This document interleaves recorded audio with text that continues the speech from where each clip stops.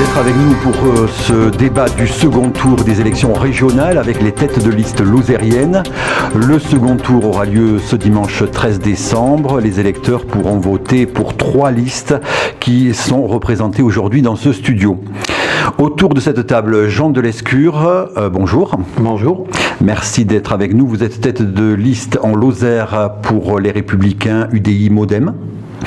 Liste conduite au niveau régional par Dominique Régnier et vous arrivez en tête en Lozère lors du premier tour avec 27,10% des suffrages exprimés.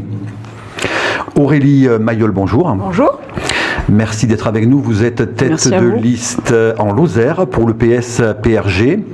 Liste conduite au niveau régional par Carole Delga.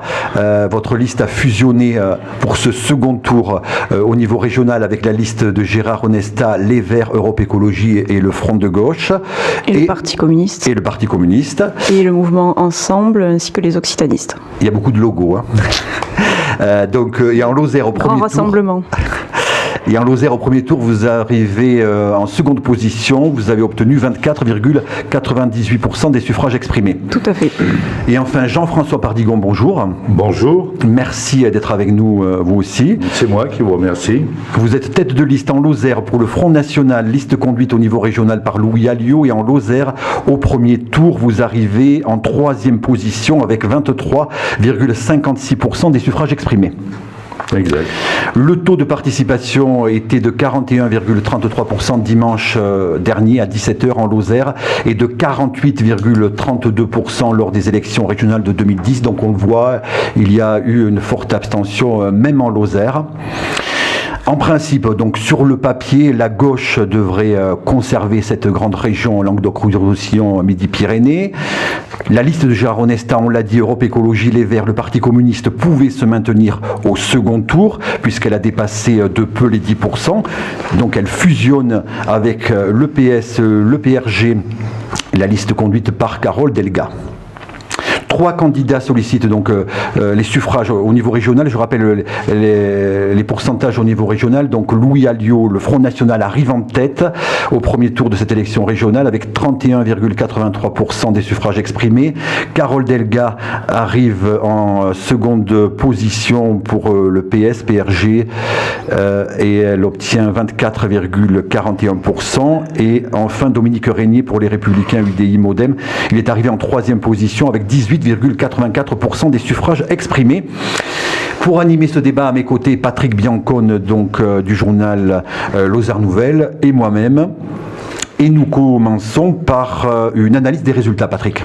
Voilà, donc pour compléter ce que tu viens de dire au niveau de la participation, donc en fait en Lozère, pour ce premier tour, il y a eu 54,95% de votants et donc une abstention de 45,05. Donc là on parle uniquement pour ce qui se concerne le département de la Lozère. Alors si on fait une comparaison par rapport aux élections de 2010, donc là on peut comparer puisque le département bien sûr est le même. Donc il y avait en 2010, donc il y a 5 ans, 57,71% de votants. Donc on voit quand même qu'il y a eu une légère perte quand même au niveau de la participation sur ce premier tour dans notre département. Voilà, donc c'est ce que je voulais signaler en introduction. Donc pour la clarté aussi des débats, il faut quand même souligner qu'il aurait pu y avoir 4 candidats autour de cette table, puisque la liste de Gérard Onesta a franchi, alors certes de peu, mais quand même a franchi sur toute la grande région la barre des 10%, puisqu'il est à 10,26 je crois. Donc la loi précisait qu'au-dessus des 10%, une liste pouvait se maintenir, mais bon, Gérard Onesta a fait le choix de se retirer, non seulement de se retirer, mais aussi de fusionner donc avec la liste de Carole Delga, mais on y reviendra plus tard. Donc on aurait très bien pu avoir Corinne Sauvion autour de cette table si Gérard Onesta avait pris la décision de se maintenir au second tour. Donc on a effectué un tirage au sort juste avant de commencer cet enregistrement pour savoir qui allait commencer par prendre la parole. Donc c'est Jean-François Pardigon qui va débuter. En numéro 2, il y aura Aurélie Mayols et en numéro 3, Jeanne de Lescure. Donc ça c'est pour les premières questions. Après bien sûr on espère, on souhaite qu'il y ait bien, des échanges bien évidemment entre vous, et donc il n'y aura plus besoin de respecter cette règle de l'alternance, mais il faut bien commencer par un ordre, et donc c'est pour ça qu'on a fait ce tirage au sort. Donc Jean-François Pardigon, première question de votre côté. Bon, on vous voit, vous avez le sourire, forcément, quand on analyse aussi bien ces résultats dans la grande région, et en particulier en Lozère. Donc si on prend 2010, donc la Lozère, c'était Madame Jamet qui était la tête de liste, voilà, du Languedoc-Roussillon, 6%. Donc là aujourd'hui vous êtes quasiment à 24, donc ça fait quasiment multiplié par 4. Donc un score vraiment impressionnant au niveau français, mais aussi un score impressionnant en Lozère, même vraiment très surprenant. Personne ne s'attendait bien sûr que vous soyez plus de 6%, c'est évident, mais à tutoyer les 25%, je pense que peu d'analystes pouvaient le penser. Oui, mais je pense qu'on peut faire encore mieux, parce que à l'heure actuelle, ce qui se passe, c'est que Dominique Régnier a fait un très bon score en Lozère, puisqu'il est devant nous. Par contre, au niveau de la région, la candidature de Dominique Régnier devient nettement minoritaire, et donc je pense que à l'avenir, il faudrait que les gens qui en Lozère ont voté pour Dominique Régnier pense à voter pour Louis Alliot, qui est devenu maintenant le vote utile. Je ne vois pas à quoi peut servir le vote de Dominique Régnier au second tour. Parce qu'il servirait à rien. Alors que le fait pour des gens de droite de voter pour des gens comme Louis Alliot, nous sommes d'accord dans la relativité des choses à près de 80%. Évidemment, il y a toujours 20% qui nous séparent, mais quel est le pourcentage qui sépare les gens de Dominique Régnier par rapport aux socialistes? Le seul vote utile, c'est le vote Front National à l'heure actuelle. Et j'entendais dans pas mal de commentaires les gens dire que nous n'avions pas de réserve de voix. Alors, si vous notez les résultats, Dominique Régnier fait 8000 et quelques voix. 8400. Voilà. Carole Delga fait 7300 voix. 7750. Voilà, 7700 voix. Et nous faisons 7300 voix. Or, je vous signale qu'avec les voix de Debout la France, qui sont de 1300, plus celles de Jean-Claude Martinez, plus celle de M. Iri-Miris, pardon, qu'il veuille bien m'excuser. Donc nous sommes le premier parti de Lozère à l'heure actuelle pour ce qui concerne la droite. Disons la droite, moi je n'emploie pas le terme extrême droite parce que dans notre mouvement on dit nous ne sommes ni de droite ni de gauche. Et donc je voudrais faire un appel au candidat de Dominique Régnier et profiter de votre antenne pour ce faire, mais je voudrais également appeler les gens de Debout la France à se mobiliser et à bien penser que au deuxième tour, il est impératif pour faire barrage à la gauche que ces gens-là, tous en masse, votent pour nous. Le monopole de la droite est fini en Lozère, c'est terminé. On va vers la bipolarisation, c'est-à-dire que d'un côté, il y aura le Parti socialiste et de l'autre, il y aura le Front National. C'est très net dans les cartes et dans les visions que vous nous avez exposées tout à l'heure. Donc, à quoi va servir le vote Dominique Régnier au second tour? À rien. Hein, il n'y aura aucune possibilité. Jean-François Pardigon, vous parlez de Debout la France, mais la position est claire. Loïc Marchand, donc, qui était à la tête de liste lozérienne, a envoyé un communiqué, il ne donne aucune consigne de vote. Mais c'est parfait. Bon. C'est parfait. Et moi, je donne. Vous parlez aussi de pareil, donc l'UPR a dit pas de consigne de vote. C'est justement pour ça que, n'ayant pas de consigne de vote, je fais appel à leur suffrage. D'accord. Bon, tournons-nous maintenant vers Aurélie Mayols. Donc là aussi, on peut faire une comparaison entre 2010 et 2015. Donc en 2010, c'était le charismatique, il faut le dire, Georges Frêche, qui avait fait en Lozère au premier tour un score de 36,22% avec quasiment 12 000 voix. Et donc Carole Delga, en 2015, donc dimanche dernier, a fait 7 750 voix, donc quasiment un peu plus de 4 000 voix de moins, et donc 24,98%. Donc là, une chute quand même certaine par rapport à 5 ans. Donc comment analyser, est-ce que c'est une déception d'abord pour vous ce score Alors, quasiment 25%. Dans votre question, il y a deux questions en fait. Il y a la question sur la participation ou plutôt sur l'abstention. Alors déjà, il faut comparer ce qui est comparable. La situation de 2010 n'a rien à voir avec celle de 2015. En 2010, comme vous l'avez souligné, nous avions Georges Frêche. Et Georges Frêche, toute la campagne des régionales de 2010 a largement bénéficié de l'appui des médias qui, il faut dire, au niveau national cette année, c'était surtout concentré sur le Front National. Et surtout, il a parlé de la région. Souvenez-vous, il y a quelques jours, quand on a fait la première partie de ce débat avant le premier tour, je vous ai dit, il est très important de relocaliser le débat. Ce n'est pas une élection présidentielle, c'est une élection régionale. Parlons de la région.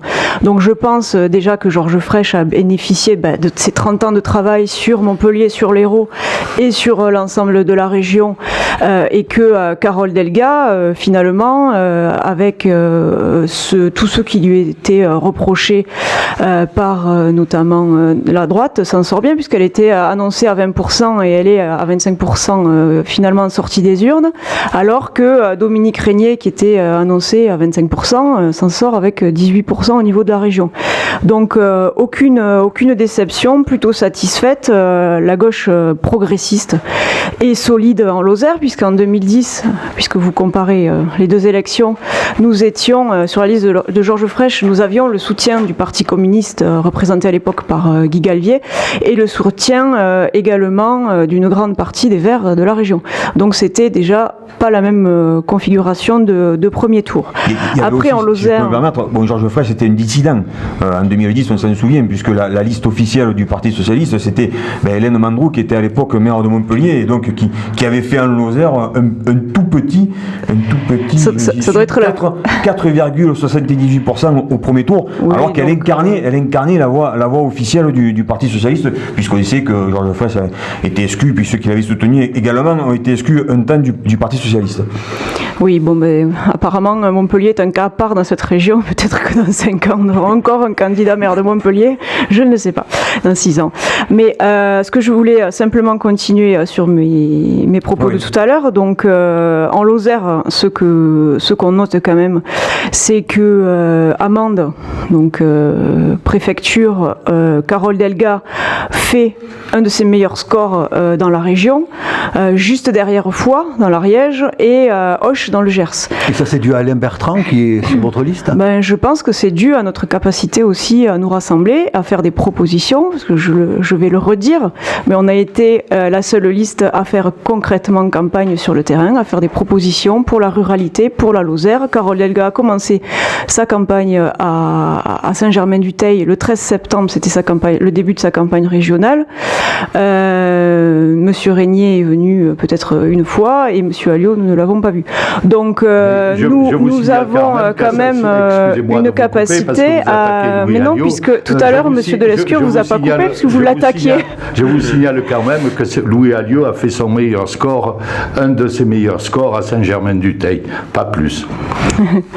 Oui, bon, si vous voulez. Je vous reparlerai de Louis Alliot tout à l'heure. Restez là, attendez, laissez-moi finir. Donc, ensuite, en Lozère, le FN, il fait quand même un des plus mauvais scores de la région, parce que vous êtes satisfait de votre score, mais au niveau régional, c'est pas le meilleur score régional, et loin de là. Et donc, je pense que nous sommes dans une... Carole Delga, que je représente au niveau lozérien, est dans une bonne dynamique. On profite effectivement de l'union, du rassemblement avec Sophie Pantel, avec Alain Bertrand, clairement, parce que nous, on a un projet pour la Lozère et on est tous mobilisés là-dessus. Donc, oui, plutôt plutôt satisfaite. Ensuite, je pense que effectivement, il va falloir mobiliser les abstentionnistes sur le second tour. On est capable, on l'a montré donc au niveau régional, comme vous l'avez indiqué, de se rassembler, la gauche progressiste en Lozère et dans la région, sur un projet commun. D'ailleurs, bon, avant de donner la parole bien sûr à Jeanne de Lescure, j'ai une question qui me vient immédiatement et je suis obligé de la poser. Donc, bon, il y a eu cette fusion avec les listes Onesta. Oui. Bon, on sait que dans tout un tas de départements, ça entraîne des mouvements, des changements. Et donc, d'après mes informations, il y aura aussi des changements en Lozère. Donc, bon, on sait qu'il y avait 4 noms. Donc, Aurélie Mayos, bien évidemment, tête de liste. Jean-Pierre Barrère, numéro 2, donc en position éligible. Et puis après, 2 remplaçants, donc en position inéligible. Numéro 3, Sophie Pantel.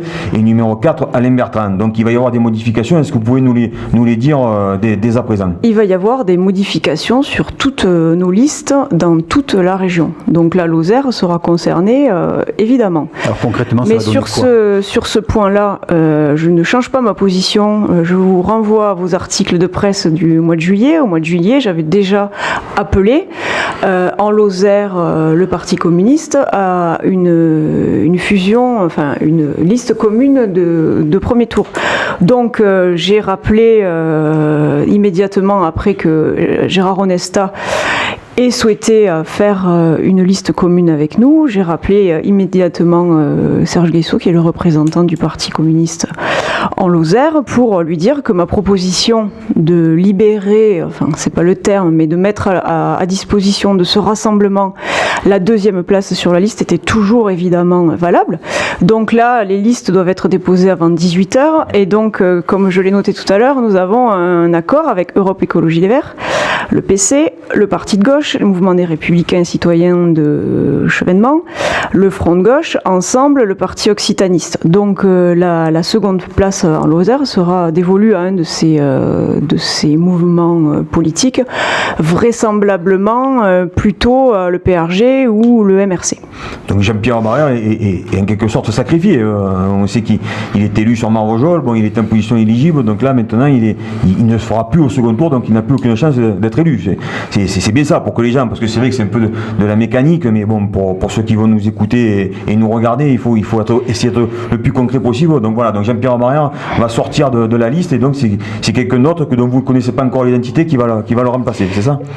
Vous avez bien compris que l'enjeu de ce second tour, c'est pas de savoir comment va être composée ma liste, mais de savoir, vu de savoir, mais je vais répondre, de savoir, vu les propos de Monsieur Pardigon tout à l'heure, si nous allons avoir un conseiller régional Front National, au pire un président de la région Front National.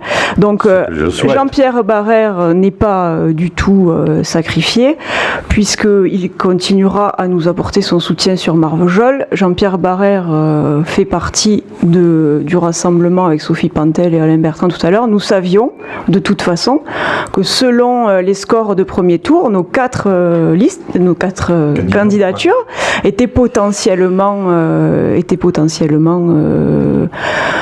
sortables de la liste, puisque voilà, c'est le vote des électeurs au premier tour qui fait les logiques ensuite de fusion au second. Donc le numéro 2, c'est peut-être un parti communiste après vous. Hein.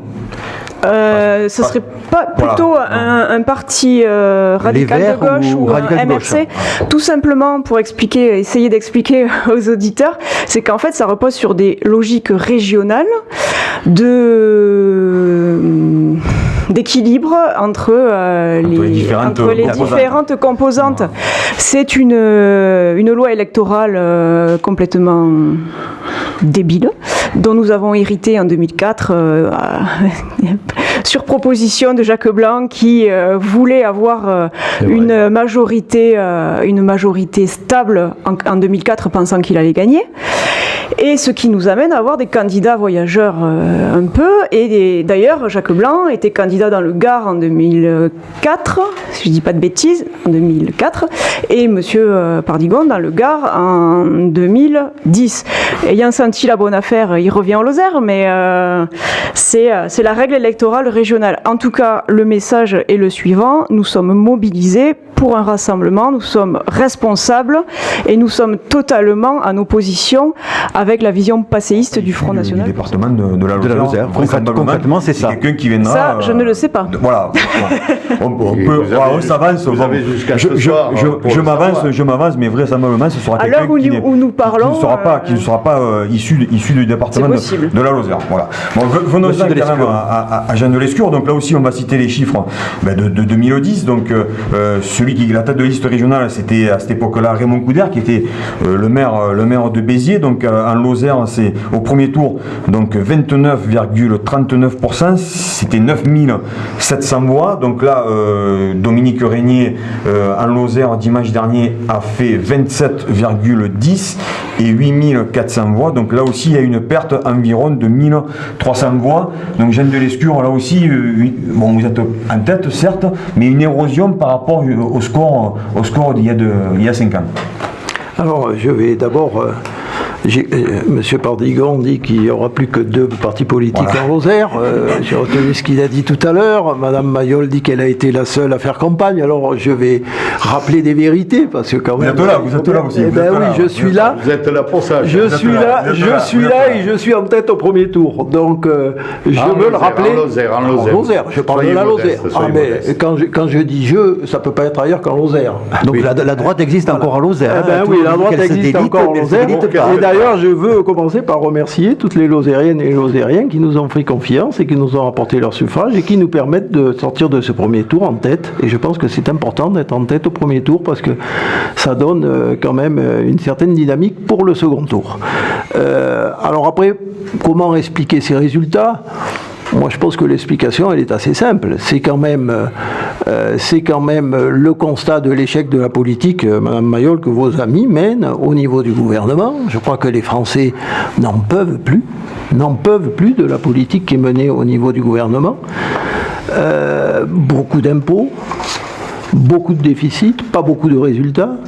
La politique que vous avez menée à la région, où là, vous êtes les champions de France du chômage aussi.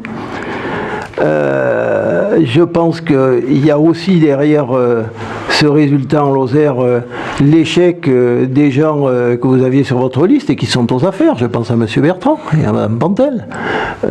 Il n'y a pas un Lozérien ou à peine un Lozérien sur 4 qui vous a soutenu au premier tour. Donc ça, c'est un constat. Et je pense que c'est quelque chose qui est incontestable. Alors après... Depuis le premier tour, depuis le dimanche soir, on s'y attendait. Vous nous avez donné le spectacle attendu avec la cuisine électorale qui est allée bon train dès le dimanche soir. On a même appris à la télévision que votre liste et la liste de M. Onesta s'étaient entendues sur les postes, vous venez de le dire, mais pas sur le programme. Le programme, je ne sais pas, on ne sait pas. Également, si j'ai bien écouté ce qu'on a dit à la télévision, il n'est pas prévu que vous teniez des meetings en commun jusqu'à dimanche. Ça dénote quand même quelques difficultés au niveau de l'entente qu'il peut y avoir entre vous. Ça ne m'étonne pas parce que vous avez défendu des positions parfois radicalement opposées, M. Onesta, Mme Nelga. Voilà, alors ça je pense que c'est l'exemple de ce qu'il ne faut pas faire en politique et de ce que les Français, c'est ça que les Français ne supportent pas. Et je pense que dans le vote de contestation qu'on a eu dimanche, avec beaucoup de voix pour le Front National, c'est une des raisons, c'est justement cette façon de faire de la politique. Alors nous avons fait un autre choix. Nous avons décidé de présenter une liste d'union dès le premier tour, une liste autour d'un projet. Vous savez, vous êtes très critiqué, aussi bien Nicolas Sarkozy que Dominique Régnier. On sait bien que les socialistes, les listes qui sont arrivées en 3e position, il y a eu des consignes pour se retirer. C'est le cas dans le Nord-Pas-de-Calais, c'est le cas en PACA. Bon, il y a une résistance du candidat socialiste en Alsace, Champagne-Ardenne, qui lui aussi est arrivé en 3e position. Et donc, Nicolas Sarkozy a fait un choix totalement différent en disant pas de retrait et pas de fusion. Et donc Dominique Régnier, qui est troisième dans notre nouvelle grande région Languedoc-Roussillon Midi-Pyrénées, a décidé de se maintenir. Donc choix critiqué, hein, vous le savez. Qu'est-ce que vous en pensez? Vous, Jean de Lescure, personnellement, vous êtes un humaniste, tout le monde le sait dans ce département. On vous connaît, vous avez eu de nombreux mandats, en particulier au Conseil général. Bon, vous êtes, oui, tout le monde l'a dit, hein, de quelque bord que ce soit, vous êtes vraiment un humaniste. Est-ce que vous êtes en adéquation avec cette décision de se maintenir? Ou est-ce que vous auriez fait un autre choix, c'est-à-dire de vous retirer? Non, je suis tout à fait d'accord sur cette position et je pense qu'il fallait prendre cette position. Je pense que nous aurions au contraire facilité l'élection du Front National si nous nous étions retirés. Je respecte trop les électeurs qui nous ont fait confiance pour les laisser sans solution crédible au second tour. Donc je suis tout à fait d'accord sur l'idée de nous être maintenus au second tour. Et comment ça se passe avec vos partenaires, l'UDI et le MoDem, puisqu'on sait que eux, ça se passe bien. Ils étaient plutôt favorables. Je vous rassure, ça se passe bien. Ils étaient plutôt favorables quand même à un retrait de la liste Régnier. Donc comment vous faites maintenant? Michel Théron, vous l'avez eu, qu'est-ce qu'il en pense aussi? On sait que c'est le non, j'en ai pas parlé. Ici à Lozère, non, je l'ai pas eu. Voilà. Non, mais la décision a été prise. Ils n'ont pas décidé de quitter la liste. Non, donc c'est pour ça que je vous dis que c'est une solution qui est une décision qui est partagée. Bon, donc je me tourne maintenant à nouveau vers Jean-François Pardigon. Donc rentrons un peu plus dans ces résultats un peu quasiment commune par commune. Donc je pense que certaines communes ça a dû vous arracher quand même pas mal de sourires. On peut noter bien évidemment Fornels, la commune dont le député Pierre Morel est maire, donc en tête le Front National. Vous avez cité Saint-Germain-du-Teil, on voit le petit clin d'œil à votre ami entre guillemets, bien évidemment, Serge Guessot qui est élu sur cette commune. Oui. Donc et où Carole Delga est venue faire un meeting.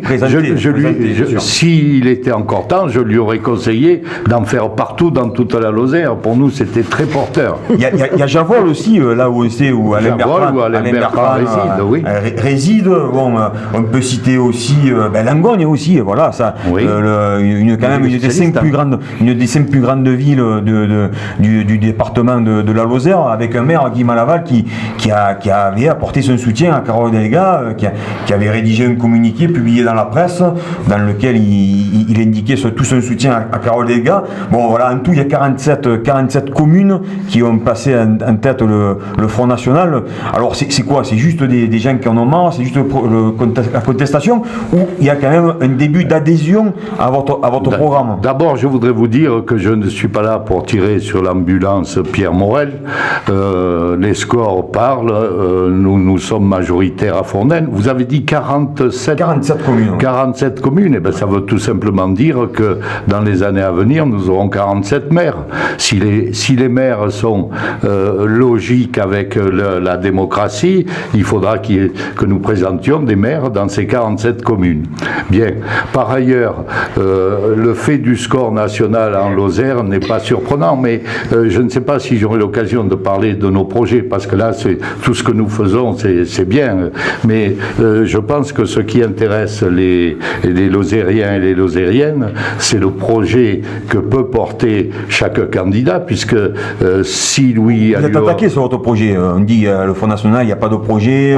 justement, donc, monsieur, si vous me laissez en parler, je vais en parler. Vous savez, c'est le principal reproche qu'on fait au Front National, vous avez zéro projet, donc voilà, c'est juste la peur, le désarroi qui entraîne les gens à voter Front National. Voilà, ce qui est faux, parce que c'est un vote d'adhésion, c'est pas un vote de peur, c'est fini, tout ça, on est passé dessus. Disons que sur les projets, j'ai d'abord la velléité de demander à Louis Alliot d'avoir une vice-présidence de la région, et fort de ça, je compte monter un schéma de développement, mais quelque chose de concret, pas ce qui a été fait par le passé, qui était, une volonté, il y avait quelques idées, mais rien de concret n'a débouché là-dessus. Pour arriver à avancer en Lozère et pour arriver à ce que nous puissions éviter l'éclatement, parce qu'il faut bien voir les choses en face, dans la nouvelle région, la Lozère ne représentera plus rien, plus aucune décision ne sera prise. Déjà par le passé, regardez les banques, regardez les administrations, tout tout se décide dans la périphérie de la Lozère. Si on veut éviter l'éclatement de la Lozère à terme, ce que je ne souhaite pas évidemment, il n'y a qu'une façon, il faut que nous nous réunissions tous autour d'une table et qu'on élabore un grand projet de développement de la Lozère. Ça comportera le volet économique, ça comportera le volet routier, le volet TER, et tout ça, je compte m'engager là-dessus parce que on constate à l'heure actuelle, quand vous voulez faire Paris-Mende, regardez le temps qu'il faut en train, c'est quelque chose d'abominable. Sachez qu'il n'y a même pas une borne de validation des billets dans aucune gare de Lozère. J'ai quelqu'un qui me disait qu'il lui a fallu 10 heures pour faire Paris-Mende, alors qu'à l'heure actuelle, on fait Paris-Montpellier en 3 heures. C'est quand même quelque chose d'abominable, mais je voudrais insister sur le fait d'essayer de réunir autour de ma candidature et de mon élection, si je suis élu, je voudrais monter un grand plan de développement qui englobera aussi la 88, qui englobera l'agriculture, qui englobera le désenclavement et le maintien des services publics, parce que tout ça, c'est laissé de côté à l'heure actuelle, et c'est bien entendu les gens au pouvoir qui en sont responsables. Il faut que nous arrivions à développer ce département. Je rappelle simplement qu'en 1850, la population de la Lozère était de 230 000 personnes. En 1900, elle était de 130 000. De nos jours, elle est de 70 000. Il y a quand même bien un problème sur l'inaction des politiques qui ont régi en Lozère pendant les 30 dernières années. On a perdu et on continue malheureusement encore à perdre du monde en Lozère. C'est plus supportable. Si on continue sur cette voie, la Lozère est finie. C'est-à-dire, elle sera rattachée à d'autres départements. Donc, moi, je propose, avec toutes les bonnes volontés, un grand projet pour la Lozère qui englobera la totalité, y compris la totalité des propositions que j'ai faites tout à l'heure, mais y compris le développement des multiservices, y compris le développement dans chaque commune ou chef-lieu de canton, un poste de multiservice, oui, mais également par rapport à la médecine et au désert médical, monter des maisons médicales dans tous les cantons, de façon à ce que les gens âgés qui à l'heure actuelle ont besoin d'une voiture puissent avoir un soin immédiat. Alors certains ministres ont dit, si le Front National arrive à prendre le pouvoir en région, il n'y aura plus de porc dans les cantines, on va supprimer les il y aura aussi une invasion de sauterelles et une pluie de grenouilles. Non, il ne faut pas se moquer du monde. Les gens nous connaissent maintenant au Front National, et faire peur aux gens qui seraient tentés à voter pour nous, c'est quand même ridicule. Les racistes, xénophobes, tout ça, vous voyez bien que ce sont que des paroles. Et je pense, moi, que nos adversaires ont peur de nous à l'heure actuelle, et ils ont surtout peur de perdre leur prébande. Fort de l'expérience que j'ai à la région, je me suis rendu compte quand même que un des présidents de région socialiste, j'ai nommé Christian Bourquin, qui est malheureusement décédé, mais qui a été condamné 3 fois pour favoritisme, et à l'époque où il est décédé, il était encore inculpé une 4e fois. Alors je veux bien qu'on change les termes et qu'on dise c'est du favoritisme, mais où s'arrête le favoritisme? C'est limite de certains mots que j'ose pas dire ici, mais quand même, quand on voit le manque de démocratie qu'il y a à la région par rapport à Alary, je voudrais dire à vos auditeurs comment se passe une séance à la région. C'est quand même un bel exemple d'antidémocratie. On commence la séance à 9h30 du matin, à 12h30 on en est au vœu de l'Assemblée ou au rapport numéro 1, et entre 12h30 et 1h15 on passe 140 rapports. Mais est-ce que vous croyez que c'est la démocratie? On n'a pas le droit de parler parce que sinon on nous coupe, parce que ces messieurs ont faim. Voilà comment se passe la démocratie avec cette région. Je n'en vois qu'un qui peut la gérer en bon père de famille, c'est Louis Alliot. Et une nouvelle fois, je réitère mes appels du pied aux gens de Dominique Régnier. Votre combat est perdu, votez pour Louis Alliot. On a cité quelques Bon, villes. Monsieur Pardigon, il a terminé son temps de parole. On va pouvoir Vous peut-être avez peur parler du Front maintenant National, de la Aurélie Maheu Lozère. Donc vous avez peur du Front National On va quand même, puisque Si, je l'ai fait pour le Front National, on va quand même citer les communes en Lozère qui ont porté Carole Delga en tête. Donc il y en a 51 communes qui ont mis Carole Delga en première position. Alors on peut en citer quelques-unes. Donc Mende, ça a été dit. D'autres plus aussi importantes, donc Marvejols, on peut citer Saint-Énimie, on peut citer Florac, on peut citer Vialas, le Blémard, Chanac, le Monastier, Badarou, etc. Donc Aurélie Mayos, on le voit bien. On peut citer aussi, si on parle de la gauche progressiste et démocratique, parce que prendre des cours de démocratie par M. Pardigon, c'est quand même formidable, soit. On peut citer, et laissez-moi parler, vous compterez du temps, M. Pardigon. Laissez-moi citer, si vous voulez, aussi au premier tour, là où la gauche quand même fait des scores considérables et arrive en tête, Saint-Chély d'Apcher et Saint-Germain-du-Teil, puisque ce qu'a dit tout à l'heure M. Pardigon est une fausse vérité. Ce n'est pas le premier mouvement politique en tête à Saint-Germain-du-Teil. Vous vérifierez, c'est la gauche démocratique. Simplement si on additionne les listes, les listes séparées, oui. C'est le Front National qui arrive en tête au premier tour à Saint-Germain-du-Teil. Merci, monsieur. Pour répondre après à M. Delescure. Alors, M. Delescure, il n'a pas du tout retenu les enseignements du premier tour de cette élection. Moi, je veux bien que vous nous donniez des leçons de politique, parce que vous avez effectivement, par rapport à moi, le bénéfice de l'âge et certainement l'expérience de ce genre de choses, et c'est pour ça que vous me donnez des leçons de politique.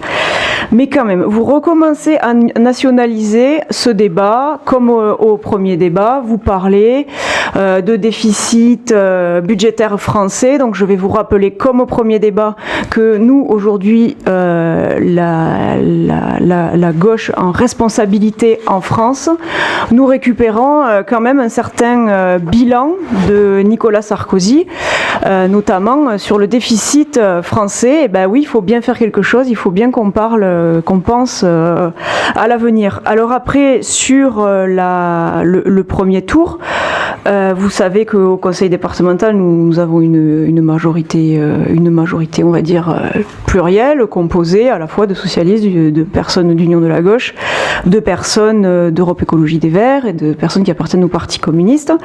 Et si on fait le total de ces personnes, de ces mouvements-là, en Lozère, le score cumulé, ce serait 47% pour Carole Delga.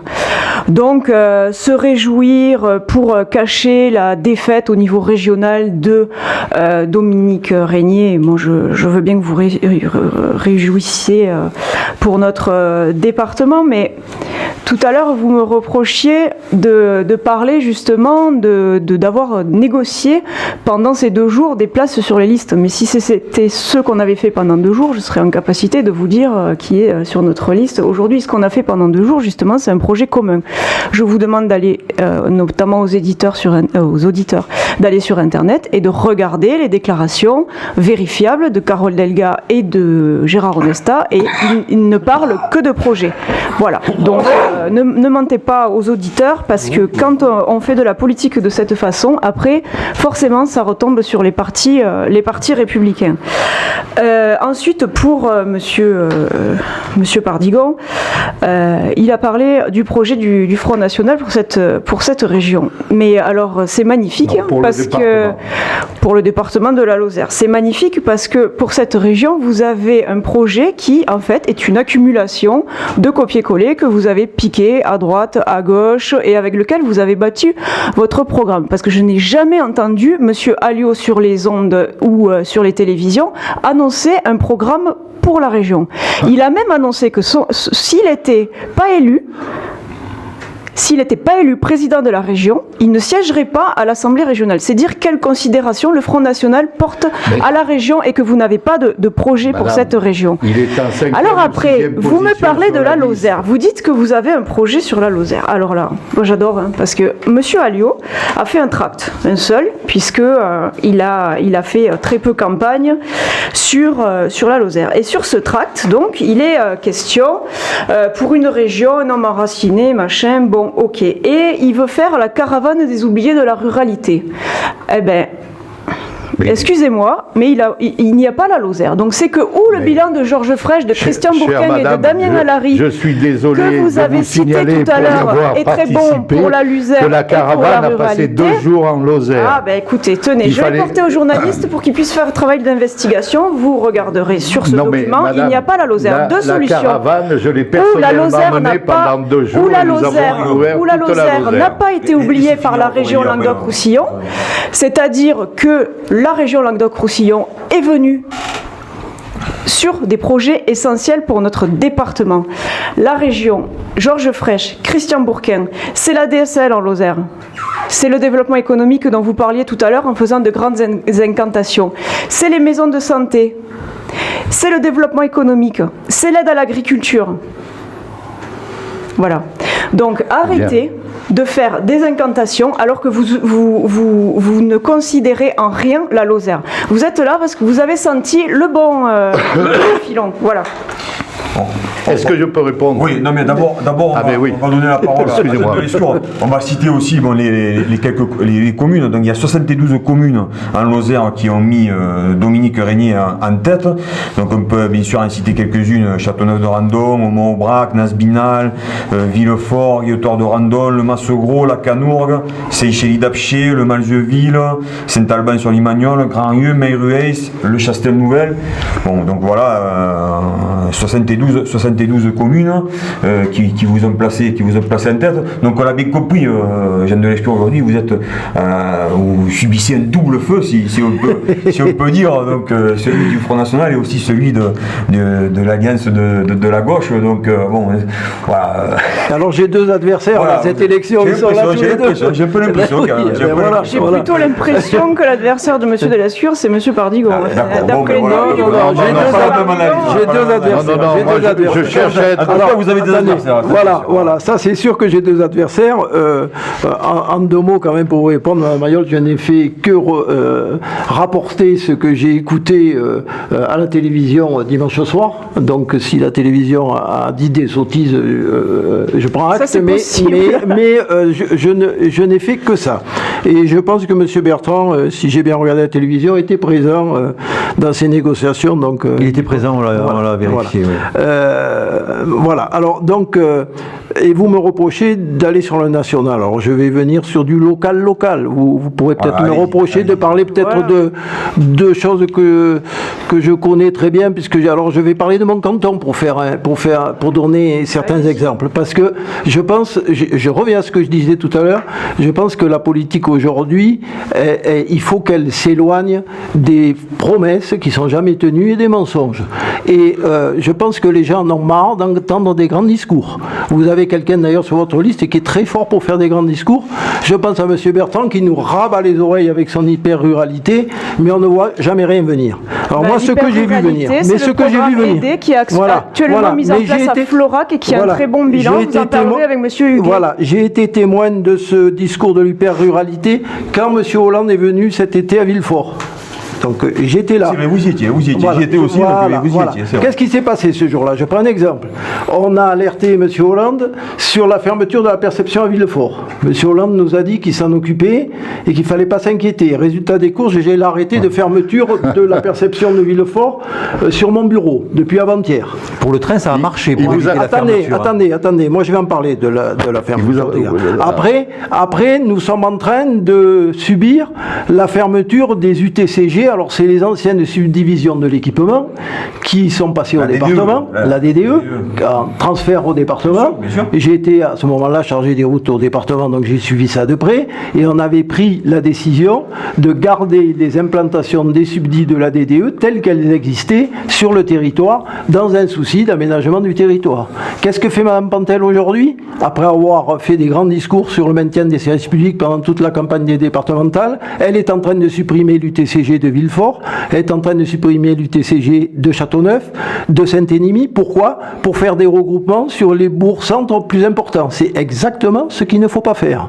Après, je continue les exemples très précis sur mon ancien canton à Villefort. La gare, très bien. La gare, il faut quand même rappeler que toutes nos gares sont fermées le week-end en Lozère.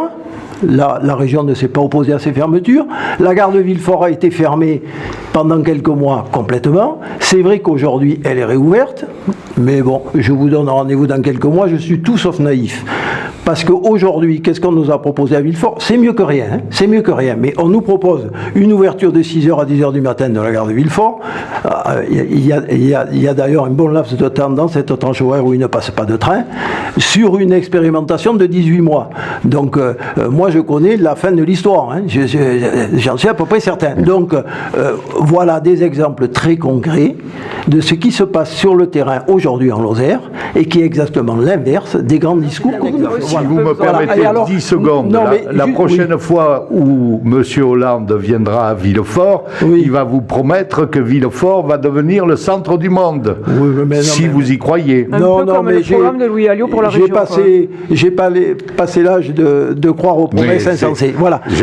Mais j'ai peut-être une solution. J'ai peut-être une solution pour que la Lozère aille mieux. Il faudrait qu'on soit toujours en campagne préélectorale, puisque depuis quelques semaines, on assiste à une avalanche de bonnes nouvelles pour la Lozère. Les contrats territoriaux entre... On parlait des 20 millions, les 20 millions qui ont été signés, les 20 millions d'euros. Excusez-moi quand même. Moi, je le dis ici devant vous, devant la presse, je regrette que vous soyez fait l'écho à pleine page de ces contrats qui sont signés par hasard, 15 jours avant les élections, par hasard. Voilà. Alors, tout est beau, là, 15 jours des élections, un IRM à l'hôpital, je suis très heureux qu'il y ait un IRM à l'hôpital, les contrats, c'est très bien tout ça. Mais enfin, ne prenez pas les Lozériens pour des gogos. Et d'ailleurs, je pense que les Lozériens vous ont donné la réponse dimanche dernier. On peut attaquer vraiment sur des sujets lozériens maintenant. Récemment, j'assistais, bien sûr, en tant que journaliste à l'Assemblée Générale de la CCI et Thierry Julier, le président, a livré tout un tas de chiffres, tous plus intéressants, c'est vrai, les uns que les autres. Il a décrit une situation économique, il faut le dire, assez alarmante, avec encore une fois entre 350 et 400 feuilles de paie détruites en Lozère. Alors il y en a à peu près 17 000 sur l'ensemble du département, donc on en a perdu en 2015 entre 350 et 400. Ça s'ajoute déjà en 2014 à peu près pareil, donc on est entre 700 et 800 feuilles de paie détruites dans le secteur privé, bien évidemment, surtout le département de la Lozère. Et puis sur un domaine encore plus précis qui est le tourisme, il a cité un pourcentage de baisse de chiffre d'affaires pour les entreprises liées au tourisme en Lozère en 2015, un moins 17, quelque chose, donc quasiment moins 18% de chiffre d'affaires pour le tourisme, qui est Sophie Pantel qui était présente, l'a dit, qui est quand même en termes de PIB, je ne sais pas si on peut l'appeler comme ça, lozérien, le tourisme occupe une part quand même prépondérante dans ce secteur, avec bien sûr l'agriculture aussi. Donc voilà, deux éléments. Donc le secteur privé qui souffre et le tourisme encore plus. Donc comment vous voyez la chose? Donc peut-être on va commencer par Jeanne de Lescure qui a un peu de retard sur le temps de parole. Comment vous analysez ces deux secteurs? Alors c'est vrai que quand on fait le constat, c'est inquiétant. C'est inquiétant parce qu'on perd des emplois dans les PME en Lozère. Et déjà, bon, on est en difficulté, je regrette, je le rappelle, mais on est les champions du chômage en Languedoc. Une personne sur 7 est au chômage en Languedoc. Et qu'est-ce qui se passe en Lozère? En Lozère, c'est vrai que les entreprises rencontrent les mêmes difficultés que sur tout le reste du territoire, liées à des charges qui sont démesurées, liées à des problèmes de normes aussi qui deviennent une jungle impossible à gérer. Mais au-delà de ça, en Lozère peut-être plus qu'ailleurs, les entreprises sont très dépendantes de la commande publique, et la commande publique s'est effondrée en Lozère. Et elle s'est effondrée en Lozère parce que les dotations baissent et que donc on a retiré les moyens aux collectivités de pouvoir investir. Et également cette commande publique baisse parce que les collectivités sont complètement perdues dans la réforme territoriale qui est en train de se mettre en place, qui est une réforme qui se fait au pas de charge, sans concertation. Aujourd'hui, on ne sait même pas le périmètre des prochaines communautés de communes. On nous dit vous travaillerez avec tel territoire, avec tel autre. On ne sait sait pas quelles seront les compétences, on ne sait pas quelle sera la fiscalité, donc les moyens que nous aurons. C'est très anxiogène pour les élus et ça ne les incite pas à investir. Donc cette commande publique, elle s'est effondrée et elle met en très grande difficulté nos petites et moyennes entreprises et nos artisans, parce que c'est une commande qui est très diffuse sur le territoire, cette commande publique. C'est une commande qui est émanée des 185 communes, des communautés, et c'est ça qui est en train de Et ce chiffre de 17% que cite Thierry Julier de baisse dans le monde de l'hôtellerie, par exemple, chiffre d'affaires pour l'année, oui, alors là c'est aussi, énorme. Et là aussi, est-ce qu'on n'a pas tué l'hôtellerie de campagne avec ces histoires de normes et d'accessibilité? Sûrement, mais il y a des erreurs qui sont faites, mais j'en prends ma part de responsabilité, mais sûrement qu'on a mis en très grande difficulté cet accueil de l'hôtellerie de campagne, c'est certain. Alors après, peut-être qu'il y a aussi une analyse peut-être plus globale qu'il faudrait faire sur le tourisme, avec peut-être des habitudes qui ont changé, des destinations qui sont apparues qui n'existaient pas. C'est peut-être plus compliqué que ça. Ça ne veut pas dire que la Lozère est toujours le plus beau département. Il y a d'autres départements qui font concurrence et qui proposent les mêmes choses. Donc, oui. À des tarifs aussi parfois, des prix cassés, on le sait, c'est une problématique complexe.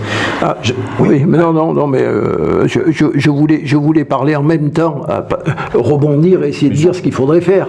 Je pense qu'il faudra que la région demain mette vraiment le paquet sur toute la compétence économie. Je rappelle qu'aujourd'hui c'est que 10% du budget de la région, c'est pas suffisant parce que c'est vraiment une compétence phare de la région. Et je pense qu'il faudra mettre le paquet sur tout ce qui est formation et apprentissage. Alors moi j'entends bien quand vous dites, Madame Mayol avec Madame Delga, que vous voulez augmenter le nombre d'apprentis. Il a baissé depuis que vous êtes à la région. Il a baissé. Alors moi je veux bien tout entendre. Il a baissé, pourquoi? Parce qu'il y avait un Premier ministre, vous savez, celui qui voulait faire un aéroport, ça vous dit quelque chose? Il a supprimé la prime pour l'apprentissage. Alors évidemment, tout le dispositif a été fragilisé avant qu'il se ressaisisse et qu'il la remette, mais le mal était fait. C'est vrai que le nombre d'apprentis a baissé. Et l'apprentissage, donc c'est du ressort de la région. Oui, la formation. En Lozère, on a le CFA Henri Giral et il va presque fermer. Ils disent que il faut absolument éviter ça. Moins d'apprentis.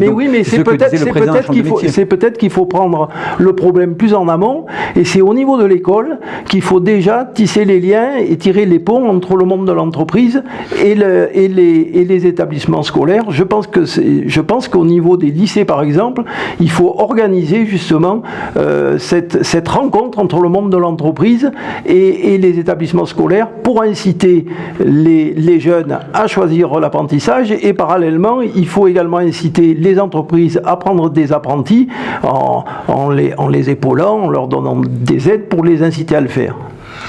D'ailleurs, le développement économique, ça va devenir une des compétences des régions, alors qu'actuellement les départements avaient cette compétence, ils vont la perdre, et donc c'est la région maintenant qui va avoir cette compétence dans le domaine économique, d'où l'importance de cette nouvelle grande région, en particulier pour nos entrepreneurs. Donc Jean-François Pardigon aussi, là, il y a deux sujets clés, on le voit bien. Donc qu'est-ce que vous en pensez? Pour ce qui concerne le développement économique, ça fait partie du FEDER, l'agriculture, le FEADER, et le FSE pour l'apprentissage.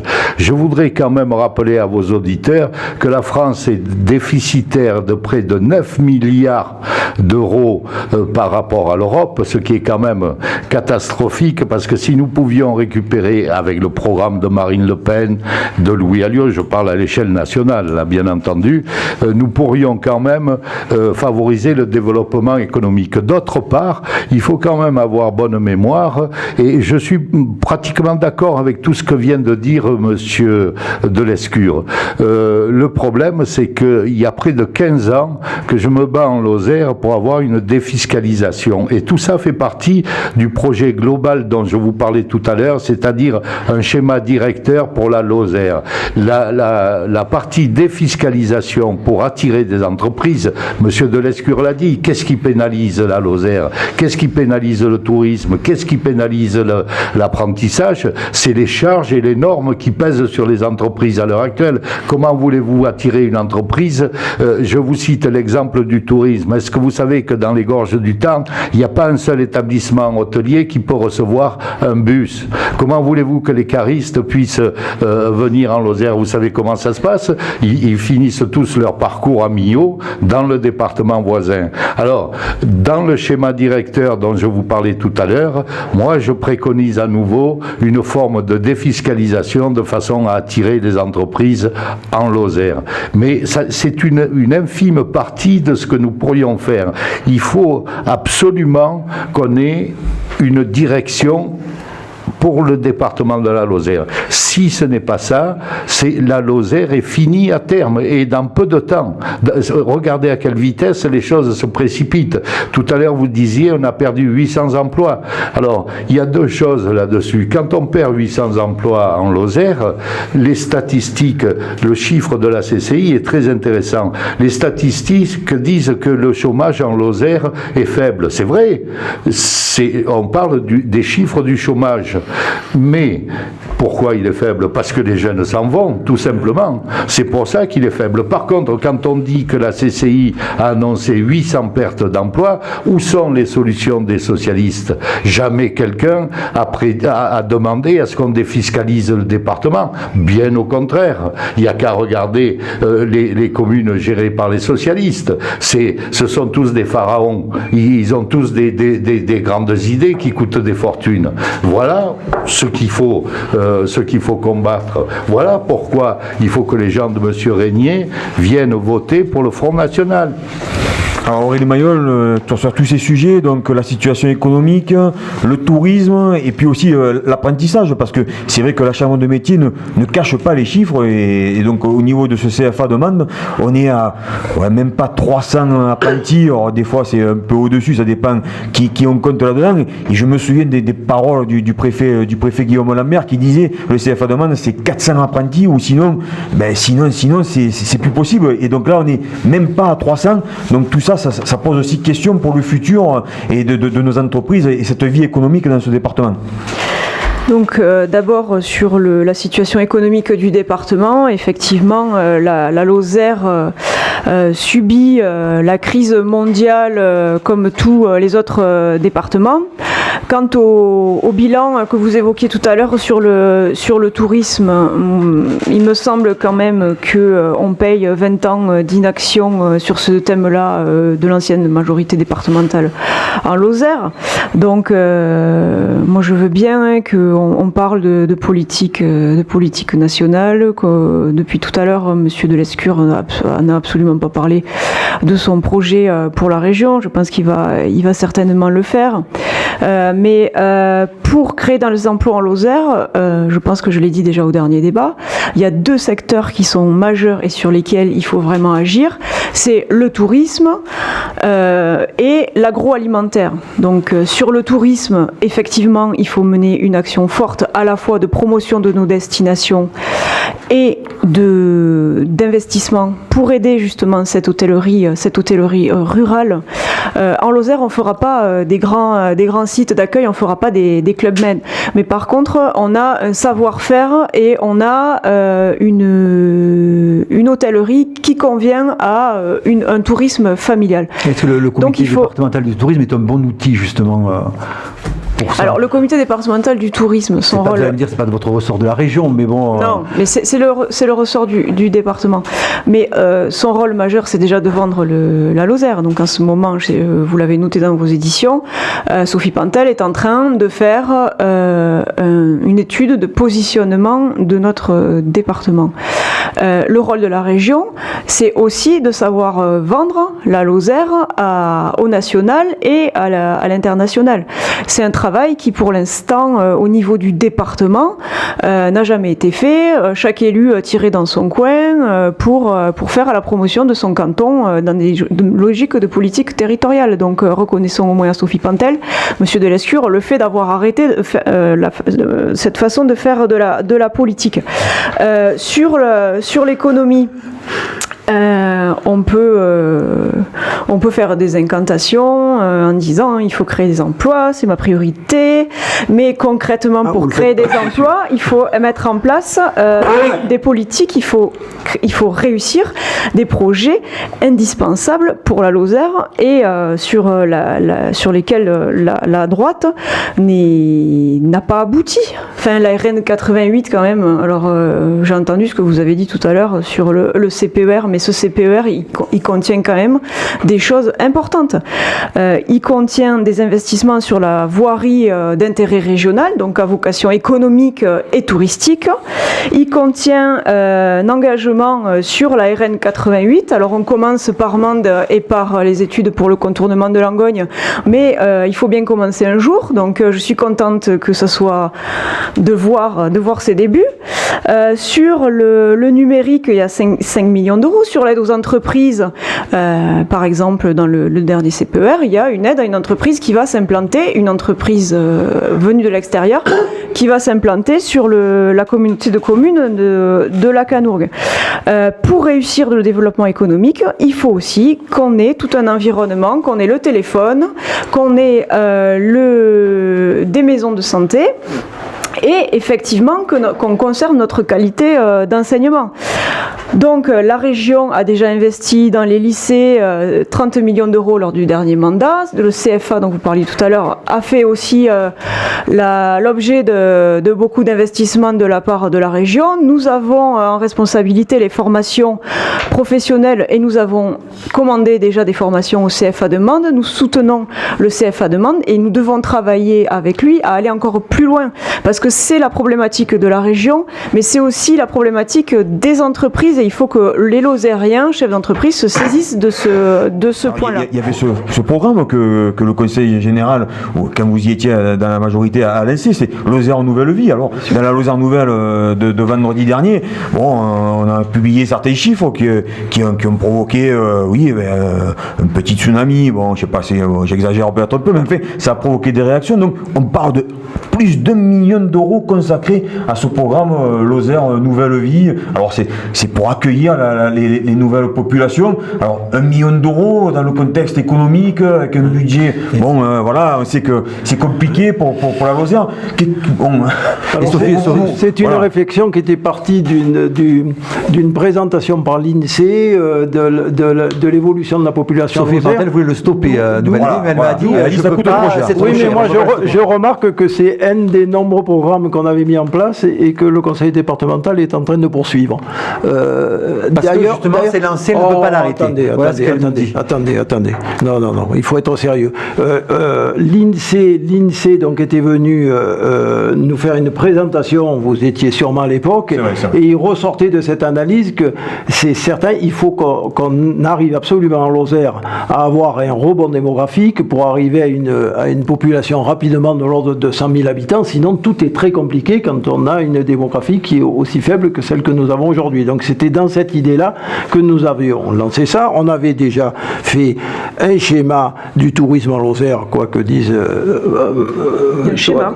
Non, on a fait un schéma et on s'est appuyé sur ce schéma pour investir en matière touristique sur le département. Je ne peux pas laisser dire que les investissements se sont faits au coup par coup, au bon vouloir des uns et des autres. On ne sait pas ce qui s'est passé. Je regrette. Voilà. Alors, moi, j'aurais aimé dire quand même un mot sur un autre domaine qui est primordial au niveau économique dans le département, c'est l'agriculture. L'agriculture, c'est quand même quelque chose d'incontournable en Lozère. On a la chance d'avoir en Lozère une agriculture qui est dynamique. On a la chance d'installer encore beaucoup de jeunes. J'avais déjà dit l'autre jour, mais je le rappelle, c'est important. On a la chance d'avoir une agriculture qui produit de la qualité, mais on a une agriculture fragile parce qu'on est en zone de montagne, on est avec des facteurs climatiques compliqués. Et donc demain, cette agriculture, évidemment, il faudra qu'on la soutienne. Elle produit aussi, et c'est là le lien avec le tourisme, la qualité de nos paysages, des paysages qui sont reconnus jusque dans le patrimoine mondial de l'UNESCO, je le rappelle quand même. Donc, véritablement, l'agriculture demain, ça sera une des pierres angulaires du programme de Dominique Régnier, avec un soutien très précis sur l'agriculture. On créera un programme pour l'agriculture de montagne et l'agropastoralisme. Et dans ce programme, on trouvera des aides à l'installation, des aides au CUMA, des aides aux investissements productifs, aux filières. Et également, il faudra qu'on dégage, parce que c'est pas la peine de chercher, ça existe déjà. Les régions gèrent les crédits européens aujourd'hui, et il faudra également trouver les financements pour les zones sèches qui ont été étendues sur tout le département, sauf qu'aujourd'hui, les financements ne sont pas là. Jean-François Pardigon, est-ce qu'on peut accueillir cette nouvelle population en Lozère? Comment faire? C'est vrai que c'est un sujet clé pour l'expansion économique de notre département. Accueillir une population en Lozère, eh bien tout simplement ça développerait le circuit économique et ça permettrait aux collectivités locales d'avoir plus de rentrées. C'est facile à comprendre. Or, à l'heure actuelle, la politique du Parti socialiste, c'est de baisser la DGF, qu'elle soit locale ou par le contrat de plan emploi région. Comment voulez-vous qu'un département comme la Lozère s'en sorte quand une petite commune qui ne vit pratiquement que sur les subsides de la DGF puisse s'en sortir? C'est pas possible. Il y a deux solutions. Il faut reconnaître un mérite à monsieur Delescure. Sa commune est bien gérée, mais à quel prix? C'est-à-dire il a pas trop d'endettement. Le prix est facile. C'est que le taux d'imposition est supérieur à la moyenne de toutes les communes alentours. Et il faut reconnaître qu'il n'a pas d'autre choix. C'est ou l'emprunt, comme ça se passe dans toutes les municipalités socialistes et dans toutes les collectivités des sociales. On emprunte et on reporte la dette au calende grec. Mais un jour ou l'autre, une dette, ça se paye. Comme à l'heure actuelle, le gouvernement précédent, et c'est vrai, je suis d'accord avec ce que disait Madame Mayol, Nicolas Sarkozy a augmenté le déficit budgétaire de la France de 600 milliards. Une paille. Mais ça continue encore à l'heure actuelle, puisque nous sommes à 2 milliards 200 millions. Est-ce qu'on va continuer encore à vivre à crédit longtemps comme ça? Vous croyez que ça peut durer? C'est pas possible. Alors moi, ce que je demande à l'heure actuelle, et je le réitère parce que c'est très très très important pour notre région, il faut que les gens de Dominique Régnier votent pour Louis Alliot aux prochaines élections. Ça ne sert plus à rien à l'heure actuelle, y compris en Lozère, de voter pour les gens de Dominique Régnier. Donc je lance un appel pour faire barrage au Parti socialiste, voter pour Louis Alliot. Merci.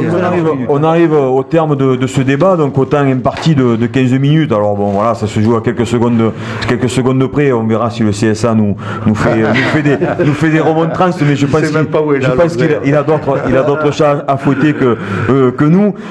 Bon, comme le veut la tradition, on accorde 1 minute de conclusion à chaque participant à ce débat. Alors là, on est obligé aussi de reprendre donc l'ordre du tirage au sort que nous avons effectué. Donc Jean-François Pardigon, c'est à vous. Vous avez la minute supplémentaire.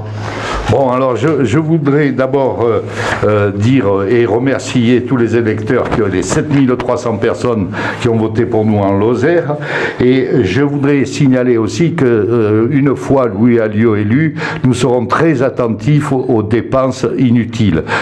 Pour vous citer un exemple, la région Languedoc-Roussillon, sous l'égide de M. Allary, subventionne la défense de l'hippocampe de l'étang de Thau. N'allez pas dire que je suis contre les hippocampes de l'étang de Thau, mais je pense que quand à l'heure actuelle on trouve des couples à Mende, en Lozère, avec un enfant, qui n'ont pas l'argent pour payer le chauffage, je crois qu'il vaudrait mieux s'occuper de chauffer ces gens-là plutôt que de défendre l'hippocampe de l'étang de Thau. Alors c'est un exemple, mais je crois qu'avec un Louis Alliot à la région, il gérera la région en bon père de famille, ce qui n'est pas le cas à l'heure actuelle des socialistes, et donc j'encourage vivement vos électeurs à voter pour Louis Alliot. Aurélie Mayol, c'est à vous. Oui, donc simplement indiquer que Louis Alliot n'a aucune considération pour la Lozère, comme j'ai pu vous le démontrer tout à l'heure. Carole Delga propose, comme Georges Frêche, une vision d'avenir pour la région. C'est la seule candidate qui est en position aujourd'hui pour battre le Front National et dire non à la vision du Moyen-Âge défendue par M. Alliot et M. Pardigon. Le Front National peut être fatal pour la Lozère, mais je ne pense pas que vous soyez une fatalité. Vous êtes annonciateur de catastrophes économiques pour notre département. Carole Delga, c'est la seule candidate à avoir fait des propositions concrètes pour la Lozère. Je vous les ai amenées, vous pourrez les lire. Et j'appelle l'ensemble des candidats démocrates et républicains à nous rejoindre. L'enjeu de cette élection, c'est que la Lozère soit bien positionnée, qu'on puisse avoir 2 élus dans la majorité en Lozère. Ça ne servira à rien d'avoir un élu de la majorité et un élu de l'opposition, quel qu'il soit. Et l'important, c'est d'être bien positionné à la région pour mener à bien les projets essentiels pour la Lozère et pour nos 185 communes. La RN 88, le déploiement de transport à l'échelle du département qui n'a jamais été fait, le désenclavement numérique, la fin des zones blanches, les maisons de santé, tout ce qui est développé dans notre programme depuis le mois de juillet. Merci. Merci à vous. Jeanne de Lescure, c'est à vous. Bon, moi je dirais qu'après le temps de la sanction doit venir le temps de la construction. Aussi, j'appelle tous ceux qui ne se sont pas exprimés dimanche dernier et qui ne veulent plus de ceux qui ont échoué et qui ont conduit notre région à la faillite, ni de ceux qui veulent tout casser. Eh bien, je les invite donc à nous rejoindre. Je les invite à confirmer la tendance de dimanche dernier, qui m'a placé en tête, enfin qui nous a placé en tête du premier tour de ces élections régionales. La représentativité de la Lozère, on le sait, est très limitée. C'est bien dommage d'ailleurs qu'à 2 conseillers, je veux dire aux gens, ne mettez pas tous vos œufs dans le même panier. Élus demain à la grande région, eh bien, nous serons, avec notre expérience, défendre la Lozère. C'est Dominique Régnier qui porte le bon projet pour la Lozère. Ne vous laissez pas aveugler, Lozériens et Lozériennes, par la médiatisation à outrance qui cherche à masquer le vrai enjeu de ce scrutin. Je dis aux agriculteurs, aux commerçants, aux artisans, aux chômeurs, les belles promesses socialistes, nous savons où elles nous ont menés. Le vote FN est un trompe-l'œil. Votez, faites voter pour Dominique Régnier. C'est la seule alternative crédible. Merci à tous d'avoir suivi ce débat. Merci Aurélie Mayol. Merci Jean de Lescure. Merci à tous les Lozériens qui se rendront aux urnes dimanche. Oui. Merci Monsieur Pardigon. Oui.